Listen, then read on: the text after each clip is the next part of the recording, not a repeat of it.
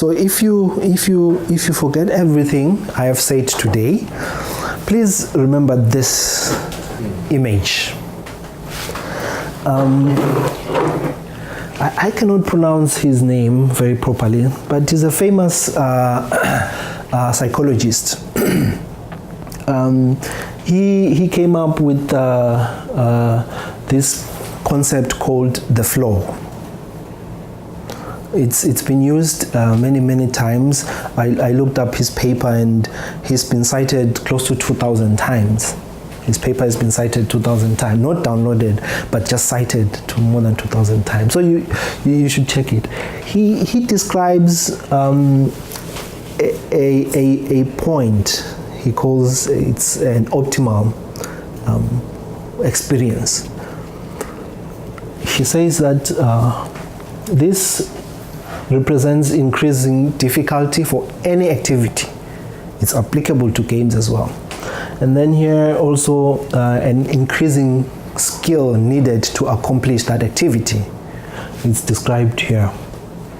So here the skill needed is too easy. You don't need much of skills. And then here the skill needed is too hard. You need a lot of skills to achieve. The level of difficulty is too hard in this side. So he says a game shouldn't even go like this straight line. It should go in a way like this. Not out of this boundary where the person finds it just hard enough. Not too hard, but hard enough. Yeah, hard enough. And not too easy, but easy enough.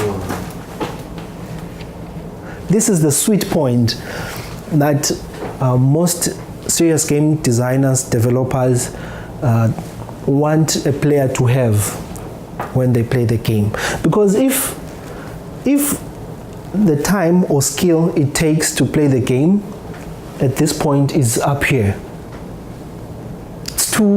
it needs so much skill to get started in the game, you already lose a lot of your audience. Those that are able to achieve that skill start, but maybe they won't stay for a long time playing that game. They will fall out. So eventually the uptake of the game and playing of the game and therefore achieving your intervention goals will be harder to do. All designers seek to keep players within this optimal game flow. It's applicable to many areas of life, even in business. So if you have time, please Google his paper and check it out. I'm sure you'll learn a lot. So there are two concepts when we talk about games for doing anything other than entertainment. There's also something called serious games. I mentioned it a little bit. So, in academia, we like to define things very well.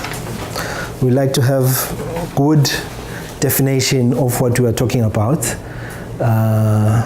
so that we can, refer to it or describe it very well. So, a serious game is an experience designed using game mechanics and game thinking to educate individuals in specific content domain. So this is one of the definitions that is given for serious games. You can think about it. Many people who have written about gamification and serious game think that serious games and gamification are very different things. They can be categorized differently. But Professor Kebb thinks differently. He thinks that gamification and serious games overlap in many ways. So in the next class, you will learn how these two are different, how serious games and gamification are different. But I would like to share you his opinion Serious games and gamification have the same objective: to solve problems, motivate people, promote behavior change using game-based thinking and techniques. Both of them, serious games and gamification. Serious games tend to use games within a well-defined game space, like computers, other computer applications such as Wii or those kind of things. Those are serious games. On the other hand, gamification seems to use games outside such a confined space, like for example running, right? So when you play a serious game, you sit down and, well, you can be standing or doing anything, but it's within a confined environment, computer application environment.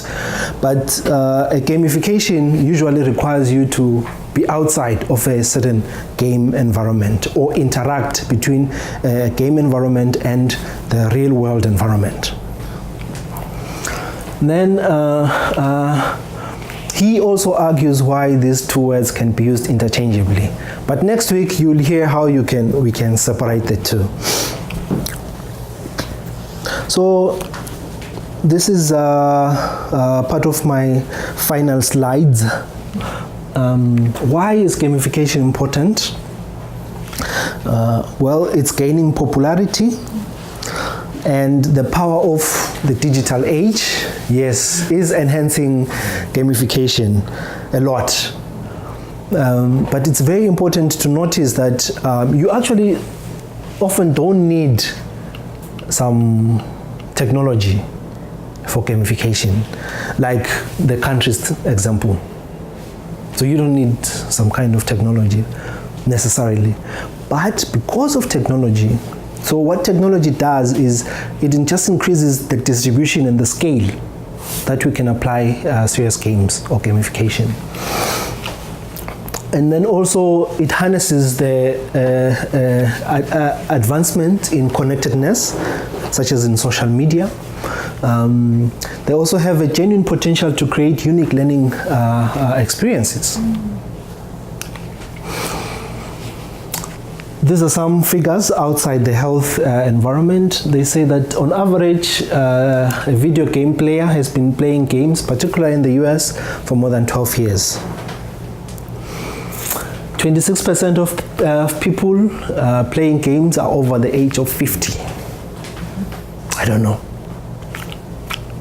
And in the United States, game software generate over 10 billion US dollars per year. 67% of American households play computer games. In the United Kingdom, they spend 200 million on games. France spends 220, and Japan spends quite a lot on games per year.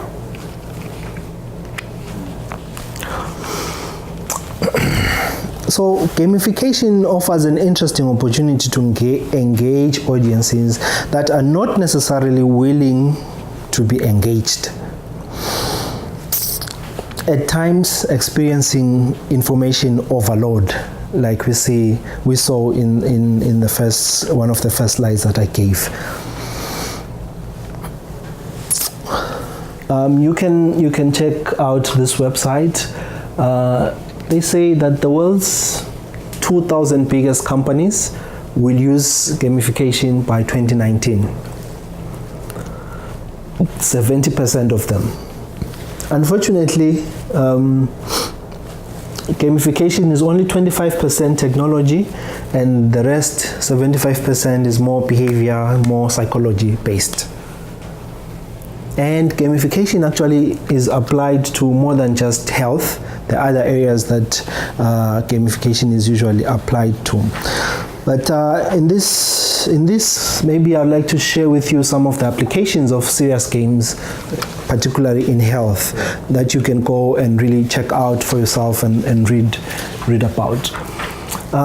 This is one of I consider to be one of the iconic papers in serious games or gamification. It was published in Pediatrics. It's a well-ranked journal.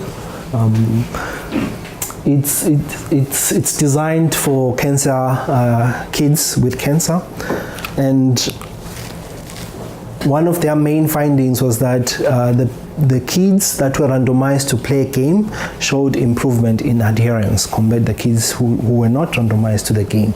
So they were more adherent to treatment regime for cancer. So you can check out this paper. Very interesting. It was published, I think, in 2008, very, very early. And I think professors from Stanford worked on this paper. And more recently, in 2013, there's a paper published in the Journal of International AIDS Society, again a very well-ranked journal in HIV and AIDS. Its title is Reducing Shame in a Game That Predicts HIV Risk Reduction for Young Adults, Men Who Have Sex with Men.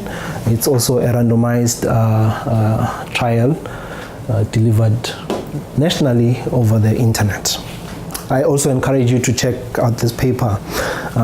One of their main findings was that exposure to a serious game intervention led to immediate shame reduction for those in the serious game intervention compared to those that were not in the group. So these papers show some early successes in serious games for changing behavior or improving certain health outcomes in what we are probably working on. There's also this Journal of Medical Internet Research, serious games. And actually today, this morning, we just had good news. They accepted one of our papers, so I'm very happy. It's a very good way to start this class. So, it's a serious journal of serious games. Is a multidisciplinary journal devoted to computer, web, and mobile application that incorporates elements of gaming. But what I want to underline here is that it's multidisciplinary. I think the area of serious games, mostly, you cannot do it by yourself. I don't think it's possible to anyone to do it by themselves. You need a very elaborate team of experts, psychologists, statisticians, experts in game design, in project management. Many components are needed to come together in a multidisciplinary fashion. So please check out this publication, this journal. One of the first and one of the most famous in this area. Yeah, one of, not the only. Then there's also this one. It's Games for Health Journal. Unfortunately, Kyoto University, it's not open access, and Kyoto University does not subscribe to this journal. So we cannot access this journal yet. It's not new, but relatively new journal. They focus on applications of game technology for improving physical, mental, or well-being. So you can check it out. Sometimes they have some free articles in these journals. So feel free to check them out. You might learn a thing or two and share with us what you've learned. All right, so looking forward to next week. Thank you. Thank you very much.